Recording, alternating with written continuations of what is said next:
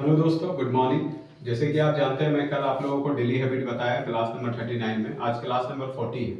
तो ये class number 40 में मैं आपको ज़्यादा कुछ नहीं, WH के बारे में बताऊंगा।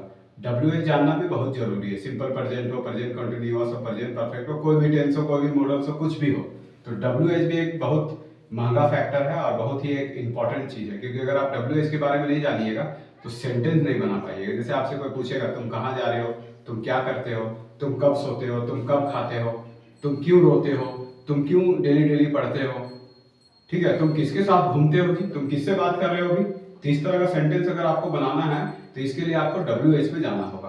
अब WH में देखिए क्या क्या है। तो आज हमारा क्लास नंबर 40 है, ठीक है। अब इसमें हम लोग WH के बारे में बात करेंगे। तो WH का मतलब होता है क्वेश्चन, यानी कि प्रश्न संख्या। केवल प्रश्न अगर आपको करना है किसी से तो आप WH में जा सकते हैं। तो WH कितने प्रकार का होगा। सबसे पहले व्हाट। अब ये व्हाट का मतलब होता है टू नो द ऑब्जेक्ट। इसका हिंदी हो जाएगा क्या। यानी कि व्हाट का काम हम लोग क्या के लिए करते हैं। व्हाट का हिंदी हो गया क्या, लेकिन इसका काम केवल क्या नहीं, ये ऑब्जेक्ट जानने के लिए होता है।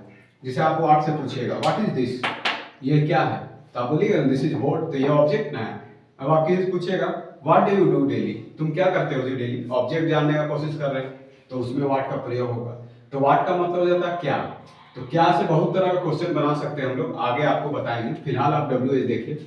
व्हाट के बाद होगा वेयर। अब वेयर का मतलब होता है टू नो द प्लेस, मतलब जगह जानने के लिए, यानी कि कहाँ। तो ये वेयर का मतलब हो गया कहाँ। तो कहाँ का वेयर का मतलब क्या हो गया कि टू नो द प्लेस, मतलब किसी भी जगह को अगर आपको जानना हो तो आप वेयर का प्रयोग कर सकते हैं। जैसे आप बोलिएगा वेयर इज योर होम, तुम्हारा घर कहाँ है, या वेयर डू यू रीड, तुम कहाँ पढ़ते हो। जगह जानने खोज रहा कि तुम DAV में पढ़ते हो कि SBM में पढ़ते हो कि गवर्नमेंट स्कूल में पढ़ रहे हो, तो जगह जानने के लिए वेयर का प्रयोग कर रहा। वेयर के बाद आता है आपका वेन। अब वेन का मतलब होता है टू नो द टाइम, मतलब समय जानने के लिए वेन का प्रयोग कर रहा। तो वेन का मतलब हो जाएगा कब, कब या फिर जब। तो वेन का प्रयोग हम लोग कब करेंगे, जब हम लोगों को समय जानना होगा। जैसे आप बोलिएगा वेन डू यू स्लीप, तुम कब सोते हो, तो हम टाइम जानना चाह रहे हैं कि 10 बजे सोते हो कि 11 बजे सोते हो। या वेन डू यू वर्क, तुम कब काम करते हो, तो आप बोलिएगा सर मैं तो 10 बजे काम करता हूँ, I do work in 10 o'clock। तो ये समय जानने के लिए वेन का प्रयोग किया जाता है।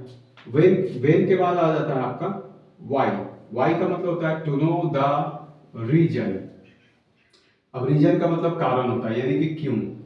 तो वाई का काम हम लोग क्यों के लिए करेंगे, मतलब रीजन अगर जानना हो कोई काम में कि क्या कारण है कि आप ये नहीं किए, तो उसके लिए हम लोग वाई का काम करेंगे। तो वाई का मतलब हो जाएगा क्यों। जैसे आप बोलिएगा वाई डू यू लाफ, तुम क्यों हंसते हो जी।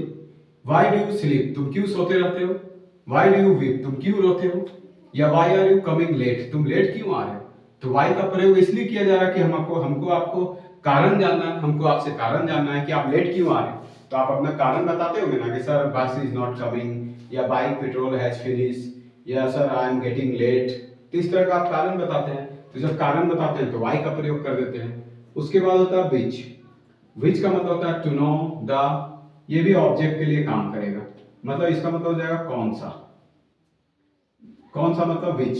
तो विच का काम इसलिए किया जाता है ताकि आप किसी चीज के बारे में जानकारी रखना चाहते हैं तो विच का प्रयोग करिए। जैसे which is your favourite food, which is your favourite colour, या which dress do you wear today, तुम आज कौन सा ड्रेस पहनोगे या पहनते हो। या which food do you like to eat, तुम्हें कौन सा खाना खाना पसंद है। तो उसमें हम लोग अगर ऑब्जेक्ट के बारे में जानकारी रखना चाह रहे हैं या आपके बारे में जानकारी रखना चाह रहे हैं कि आप क्या क्या करते हैं या कौन कौन सा चीज आपको पसंद है, तो उसमें विच का प्रयोग करते हैं, ठीक है। और वैसे भी आपको विच और हु के बारे में भी बताए थे बहुत पहले कि विच is your favourite colour, which is your favourite dress, which is your favourite place, which is your favourite food. मतलब आपको अगर ऑब्जेक्ट में कुछ पसंद है तो विच का प्रयोग से कर सकते थे। उसके बाद एक होता है हु का मतलब हो जाता है टू नो द सब्जेक्ट, मतलब किसी सब्जेक्ट के बारे में अगर जानना हो तो हु का प्रयोग हम लोग कर सकते हैं। अब ये हु का मतलब हो जाता है कौन, मतलब अगर कौन के बारे में जानना हो तो हु का प्रयोग करिए। जैसे who is your best friend, तुम्हारा अच्छा दोस्त कौन है। Who is your best teacher, तुम्हारा अच्छा शिक्षक कौन है। Who is your best means player, तुम्हारा अच्छा प्लेयर कौन है। अब आप बोलिएगा सर ये तो ऑब्जेक्ट से आप बना दे रहे हैं हु का, कुछ वर्ब से भी बनाइए तो बना सकते हैं। मीन्स विथ हुम या with who do you talk, तुम किससे बात करते हो, तुम कौन से बात करते हो, ठीक है, इस तरह से इसका बनता है। तो हु में वर्ब थोड़ा कम बनेगा, तो अगर वर्ब में बनाना है तो यहाँ पे एक जोड़ी बाय हुम या विथ हुम, ये दोनों का मतलब हो जाएगा किनके द्वारा या किनके साथ। तो विथ हुम या बाय हुम का मतलब किनके द्वारा या किसके द्वारा हुआ, किनके द्वारा या किनके साथ। जैसे आप बोलेगा आप किनके साथ घूमते हैं, तो with whom do you walk. तुम किसके साथ सुबह में टहलते हो, तो with whom do you walk.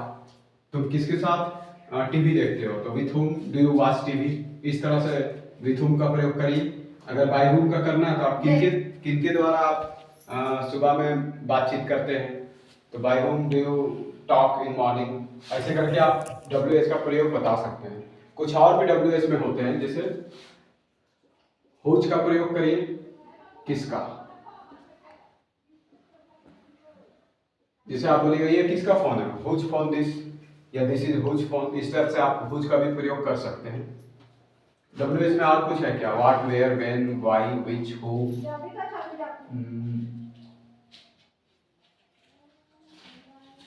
When, why, which, why, हाँ सब WH में हो गया लगभग। एक हाउ का भी प्रयोग आप कर सकते हैं। हाउ को भी हम लोग WH में ही रखते हैं, यानी कि कैसे। जैसे तुम कैसे हो, हाउ आर यू। तुम कैसे पढ़ते हो, हाउ डू यू रीड। तुम कैसे जाते हो, हाउ डू यू गो। इस तरह से बहुत तरह का एग्जाम्पल हाउ से भी बन सकता है। तो इसको बनाने का नियम क्या होता है, WH प्लस, अगर सिंपल प्रेजेंट में जाना है तो डू टच, उसके बाद सब्जेक्ट, फिर वर्ब वन, फिर ऑब्जेक्ट, बस ये बन गया WH। जैसे आप बोलिएगा तुम कहाँ रहते हो, तो ये ताते तियार है ना, तो ये सिंपल प्रेजेंट है, तो इसको आप वेयर से पहले लगाइए, यानी कि where do you read, where do you live, तुम कहाँ रहते हो। तो आप बताइएगा, ये क्वेश्चन हो गया कि I live in Bhurkunda, I live in Ramgarh, I live in Ranchi. अब आप और भी पूछ सकते हैं कि तुम कब आते हो, तो वेन को आगे ले आइए, यानी कि वेन डू यू कम। अगर बोलिएगा अब तुम कब आते हो यहाँ, तो when do you come here. इस तरह से WH बनता है, ठीक है। तो आप WH में बहुत तरह का एग्जाम्पल यूज कर सकते हैं। WH का एग्जाम्पल यूज करिए, when do you come, why do you speak English, where do you read. ये सब हम आपको बता रहे, सिर्फ सिंपल प्रेजेंट बताएं, इसलिए जब कंटिन्यूअस में जाइएगा तो उसका WH अलग, जब परफेक्ट में जाइएगा उसका WH अलग, सबका अलग अलग नियम है।